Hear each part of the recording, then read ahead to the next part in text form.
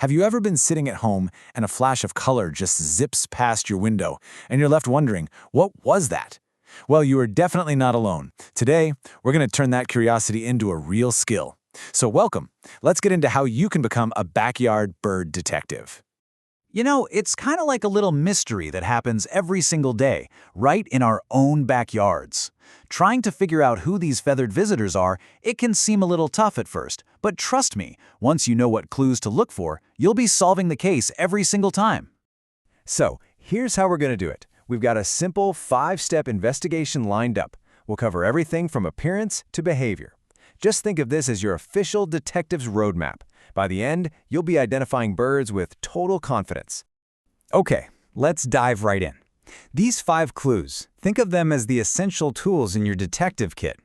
Each one is going to help you narrow down the list of suspects until, bam, you've got a positive ID.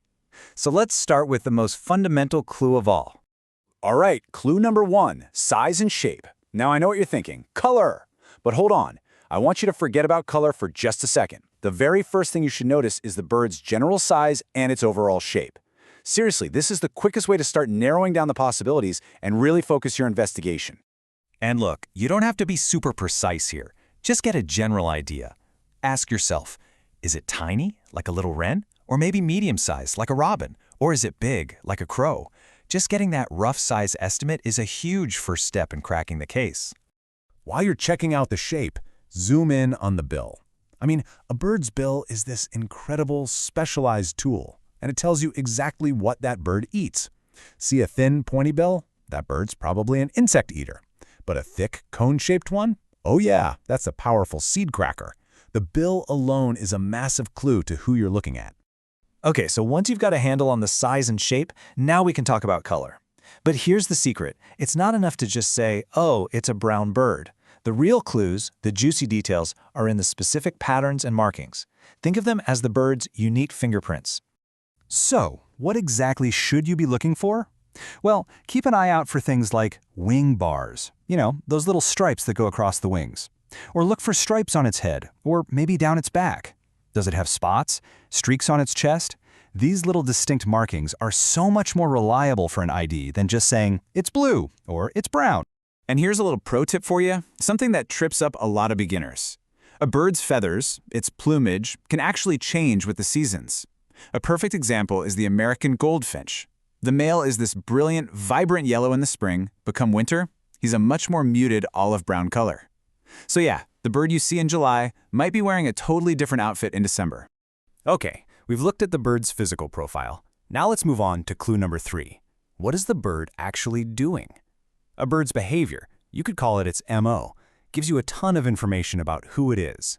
And when you combine its action with its location, that's a really powerful combination. For instance, if you see a bird hopping on the ground right under your feeder, chances are it's a sparrow or maybe a junco. See one clinging sideways to a tree trunk? That's classic nuthatch behavior. And, well, if a bird is hovering at a flower with wings moving so fast they're just a blur, there's no way it's anything but a hummingbird, right? All right, on to our next clue. And this is one you might not even need your eyes for. See, every single bird species has its own unique voice, its own calls and songs. Learning to recognize them is kind of like learning a new language. And honestly, sometimes the absolute best way to identify a bird is to just close your eyes and listen. Take the chickadee, for example.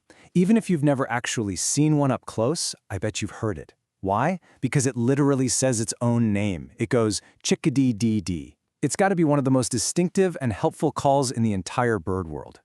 So when you're out there listening, try to tune your ear to a few key things. What's the rhythm of the call? What about the pitch? Is it super high or kind of low? And does it repeat the same phrase over and over? If you can just describe those qualities, you can usually find a match in a field guide, or even better, in an online audio library. Okay, we're at our final clue, number 5. And this one is all about context. To really crack the case, you have to consider the scene of the crime. Where you saw the bird and when you saw it are two of the most critical pieces of the whole puzzle. Think about it. Even in just one backyard, you've got all these different mini habitats. Some birds, like wrens, absolutely love hiding out in dense shrubs. Others prefer to be right out in the open on the lawn. And then you have some that pretty much never leave the high branches of the trees. So just making a note of where in the yard you saw it can be a massive hint. And you can't forget about the timing. The birds in your yard are not the same year-round. You've got spring and fall migration, which can bring a whole new cast of characters just passing through for a few days or weeks. The time of year completely changes who you can expect to see. So there you have it. You've gathered all your evidence. You've got the size and shape, the colors and patterns, the behavior, the voice, and the location. Now, it's time to put it all together and solve the case. Now, here's the most important part. No single clue works all by itself. The real magic happens when you start combining them. When you systematically work through these 5 steps, you build a complete profile of your mystery bird. And that makes the final identification, well, a total breeze. Okay, let's try to solve one together real quick. Imagine this. You see a small, sparrow-sized bird, and it has a thick, cone-shaped bill. Okay, that's clue number 1.